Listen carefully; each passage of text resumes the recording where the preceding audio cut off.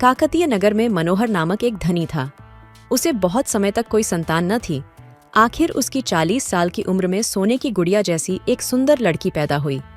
इस पर मनोहर की खुशी का ठिकाना न रहा, मगर उसकी खुशी शीघ्र ही दुख में बदल गई। उस शिशु को एक दिन ठंडी हवा में बाहर एक झूले में लिटाया गया।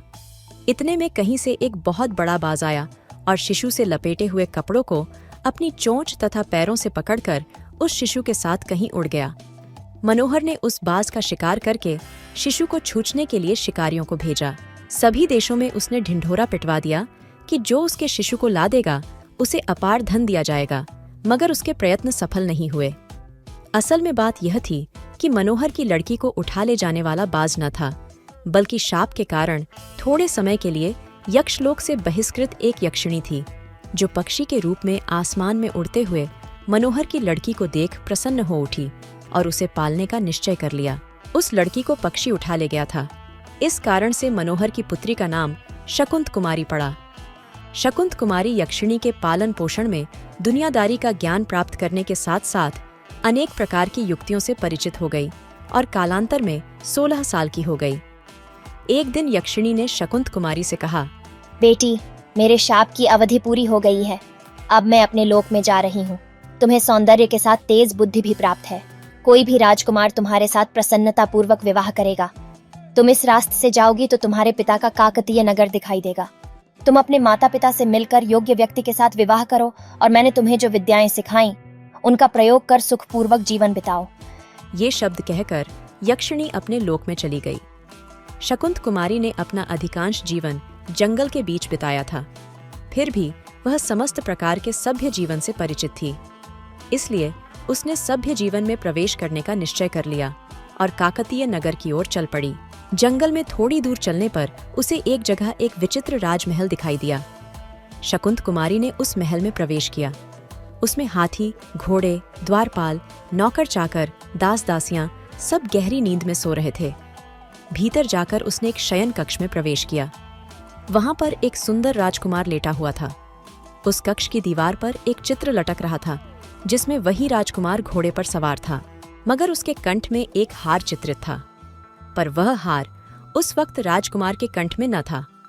वह हार राजकुमार के चरणों के पास एक पेटी में रखा हुआ था।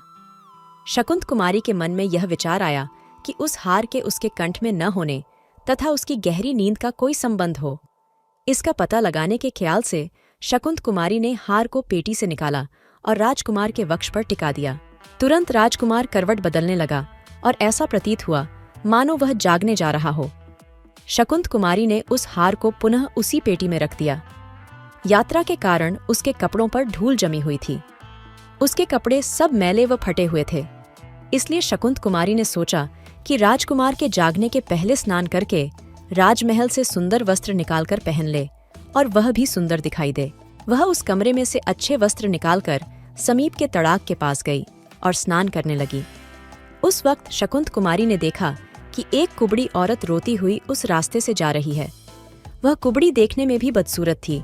फिर भी उसके दुख को देख शकुंत कुमारी द्रवित हो गई और उससे पूछा, ए महिला, तुम कौन हो, कहाँ जा रही हो और क्यों रोती हो? मेरे पति ने मुझे घर से निकाल दिया। मैं किसी शेर के मुंह में जाऊंगी।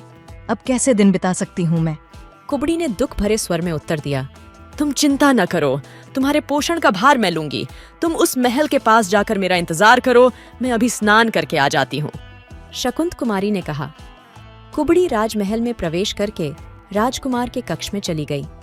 उसे भी हार को देखने पर संदेह हुआ। उसने पेटी में से हार निकालकर राजकुमार के कंठ में पहना दिया। शीघ्र ही राजकुमार जाग उठा। साथ ही राजमहल के सभी लोग जाग पड़े। अपनी निद्रा को छुड़ाने वाली कुबड़ी के साथ राजकुमार ने विवाह करने का निश्चय कर लिया। कुबड़ी ने राजकुमार से कहा, मैं एक राजकुमारी हूँ, मेरी दासी अभी आ जाएगी। थोड़ी ही देर में शकुंत कुमारी वहां आ पहुंची। राजमहल के सभी कर्मचारियों को जागते देख उसने समझ लिया कि उसके साथ धोखा हो गया है। शकुंत कुमारी के वहां पहुंचते ही कुबड़ी ने राजकुमार से कहा कि यही मेरी दासी है। शकुंत कुमारी ने कुबड़ी की निंदा की और राजकुमार को सारी बातें समझा दी। इस पर राजकुमार ने कहा, मैं समझ नहीं पाता है कि तुम दोनों में से कौन दासी है और कौन रानी है और कौन किसको धोखा दे रही है। मैं अभी अभी नींद से जगा हूँ। मेरे जागते ही यह कुबड़ी सामने दिखाई दी, इसलिए मैं इसका कर्जदार बन गया हूँ। मैं अभी फैसला करूंगी कि कौन रानी है और कौन दासी है। मैं कागज के कुछ टुकड़ों पर रानी तथा दासी लिखकर सब टुकड़ों को एक पेटी में डाल दूंगी। तब आंखें मूंद कर रानी वाले सभी टुकड़ों को निकालूंगी। पेटी में जो टुकड़े बच जाएंगे उन पर दासी लिखा रहेगा। इस शकुंत कुमारी के शर्त को राजकुमार ने मान लिया। शकुंत कुमारी ने कागज के कुछ टुकड़े किए, उन पर रानी तथा दासी अलग अलग लिखकर एक पेटी में डाल दिया और आंखें बंद करके रानी लिखे गए सब टुकड़ों को निकाला। पेटी में जो टुकड़े बचे उन पर दासी लिखा गया था। इसे देखकर कुबड़ी का शरीर कांप उठा। उसने अपने अपराध को स्वीकार कर लिया। शकुंत कुमारी ने कुबड़ी को क्षमा करके उसे अपनी दासी बना ली। इसके बाद राजकुमार तथा शकुंत कुमारी का विवाह वैभव के साथ संपन्न हुआ। विवाह में भाग लेने के लिए काकतीय नगर से शकुंत कुमारी के माता पिता भी आ पहुंचे। बचपन में ही खो गई अपनी पुत्री को पाकर शकुंत कुमारी के माता पिता फूले न समाये। शकुंत कुमारी ने अपना सारा वृत्तांत उन्हें सुनाया।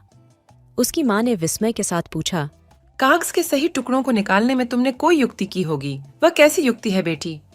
शकुंत कुमारी ने मुस्कुराते हुए यूं कहा, माँ, कैंची से काटे गए गत्ते के टुकड़ों को मैंने 3 तहों में मोड़ दिया। उसमें बीच वाले भाग में रानी तथा दोनों छोरों के टुकड़ों में दासी लिखकर प्रत्येक गत्ते को 3 टुकड़ों में फाड़ दिया। ने रानी लिखे गए प्रत्येक टुकड़े के दोनों छोर खुरदरे थे और दासी वाले टुकड़ों का एक छोर खुरदरा तथा दूसरा छोर चिकना था। इसलिए रानी वाले टुकड़ों को उंगलियों से पहचान लेना आसान था।